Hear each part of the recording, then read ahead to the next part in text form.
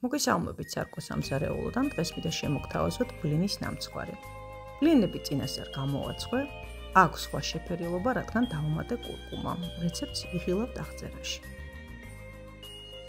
ჟელატინს დავუმატე ადუღებული წყალი. აღები გავთქვით. დავუმატე შაქრის პუდრა.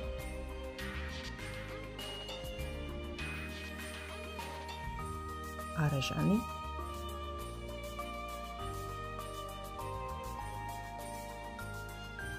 გაციებული ჟელატინი,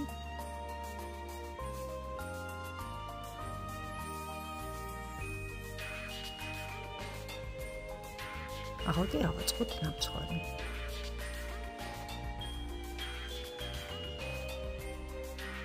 ბლინში მოვათავსე ჟელატინის მასა.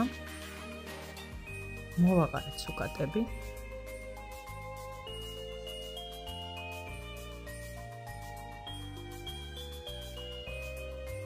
ზემოდან ისევ ჟელატინის მასა ცოტა გასგელდა, მაგრამ ძალიან გემრიელი გამოვიდა.